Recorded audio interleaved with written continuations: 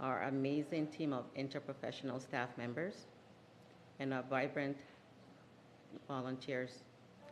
We are pleased that you could join us here today. Kipling Acres is a thriving hub for the Northern Etobicoke community with an on-site adult day program, the Kipling Early Learning and Child Care Center, and the West Acres Senior Center, which offers wellness and recreation program for local community seniors.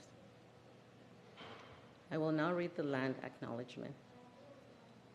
For Toronto, we acknowledge the land we're meeting on is a traditional territory of many nations, including the Mississaugas of the Credit, the Anishinaabeg, the Chippewa, the Haudenosaunee, and the Wendat people, and is now home to many diverse nations, Inuit and Métis people. We also acknowledge that Toronto is covered by Treaty 13 with the Mississaugas of the Credit. African Ancestral Acknowledgement. The City of Toronto acknowledges all treaty people, including those who came here as settlers, as migrants, either in this generation or in generations past, and those of us who came here involuntarily, particularly those brought to these lands as a result of the transatlantic slave trade and slavery. We pay tribute to those ancestors of African origin and descent. I now invite and welcome Minister Cho to the podium. Well, thank you very much, Bambo, for that introduction, and good afternoon now, everyone. It's a pleasure to be here in Etobicoke, where I was born, by the way, for this very exciting announcement. I want to start by thanking the wonderful staff here at Kipling Manor for being such gracious hosts, and more importantly, for the work that you do every single day to support our amazing residents. I know Councillor Crisanti's not feeling too great this afternoon, but I want to acknowledge that his team is here and well represented. Thank you for joining us here today. You know, I promised my team on the way over I wouldn't tell this story because I've told it probably 40 or 50 times in the last 5 months since I got appointed as Minister of Long-Term Care, but I'm going to tell it anyway.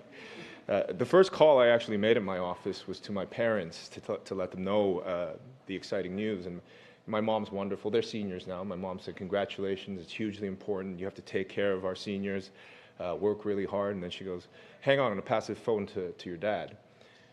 My dad picked up, I told him the news, and he paused for a second, and he said, you work for me now. And I kindly reminded him he works for my mom. But, you know, the more I think about what my dad said to me that first day, I realize every single day that he's absolutely right. I do work for him. I work for all of our seniors in this great province of ours because seniors, like my parents, took care of us, and it is now our turn to take care of them. And that's why we are taking steps to improve long-term care in Ontario, make sure that residents get the quality of care that they need and that they deserve. Now, our plan to improve long-term care is built on 4 pillars. I won't spend a lot of time on them, but they are very quickly connecting seniors with faster, more convenient care and access to services that they need. That's actually what we're here to announce today. Improving staffing and care, driving quality through better accountability, enforcement, and transparency, and building modern, safe, comfortable long-term care homes for our seniors. So let's get right to it. I'm pleased to announce that the government is investing $5.5 million to create new behavioral specialized units, or BSUs, to support individuals with complex behaviors like dementia and severe cognitive impairment. Just under $2.5 million will be administered by Ontario Health for 51 new BSU beds, 17 right here at Kipling Acres in Etobicoke, 26 at Peel Manor, and 8 beds at Golden Manor in Timmins. The funding will increase staffing at these homes and provide an environment that's tailored to the needs of residents with more complex behaviors. The remaining $3+ million will fund improvements to BSU service delivery and train BSU staff in all 21 designated BSUs across the province. You know, in recent years, we've seen the profile of long-term care home residents become more complex. Approximately 70% of residents have dementia diagnosis, and approximately 73% have moderate to severe cognitive impairment. This announcement is timely, as January marks Alzheimer's Awareness Month. This month and every month, we need to acknowledge the growing number of people who face this disease and how we can better serve people with complex needs and work to prevent Alzheimer's while making sure that supports are there for people living with dementia.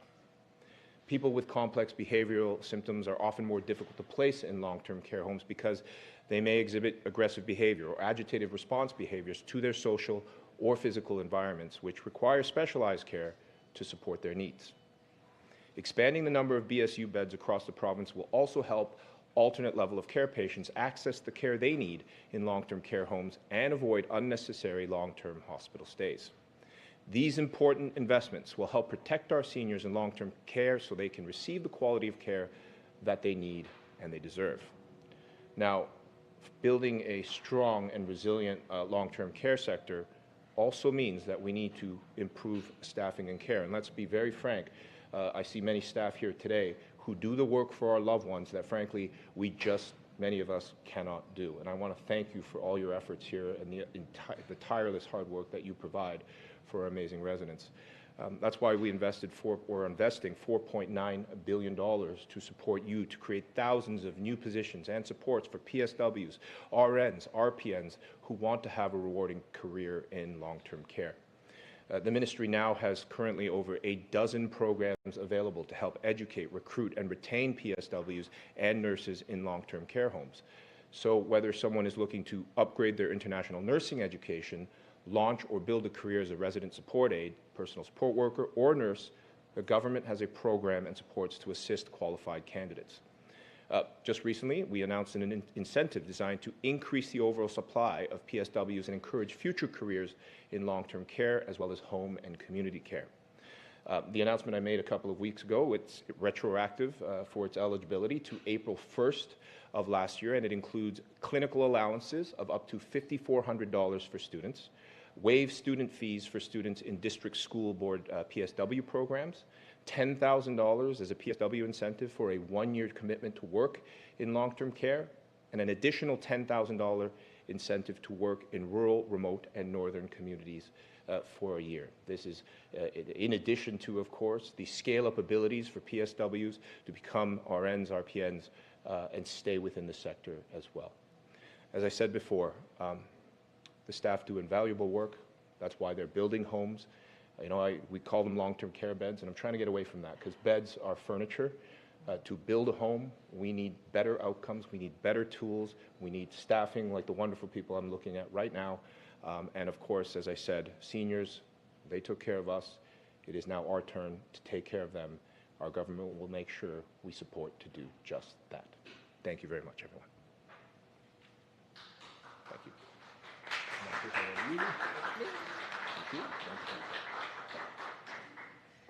Good afternoon, everyone, and thank you, Minister Cho, for coming to Kipling Acres to make this very important announcement about our new behavioral support units. Unfortunately, the local city councillor from Etobicoke North, Vincent Crisanti, was unable to be with us today, but he too acknowledges the funding from the Ministry of Long-Term Care that makes this all possible.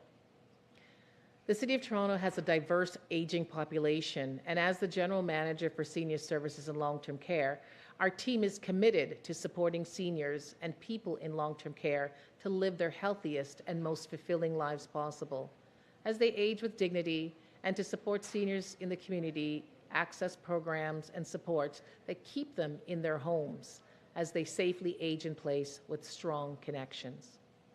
And this spring, Beaumont Heights, a new 17-bed special care behavioral support unit, will open to provide specialized care, accommodation, services, programs, and goods for residents with heightened responsive behaviors who are unable to be safely and effectively managed in other long-term care resident home areas. People with dementia and other complex needs require innovative care models delivered by highly trained and devoted healthcare professionals. Behavioral support units are part of that innovation and how we can transform long-term care to support individuals to make that transition. On behalf of the City of Toronto, we welcome this additional funding, training, and support so that we can continue to recover from the pandemic.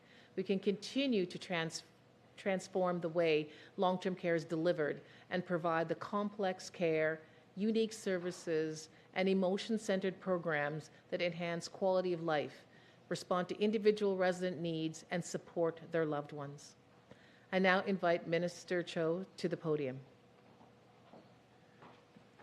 Well, thank you, Jennifer. And Ashley's telling me we don't have questions at the podium, which I'm happy to accept gladly. But thank you, everyone, for being here this afternoon for a great day, and we'll talk to you soon. Take care. Thanks.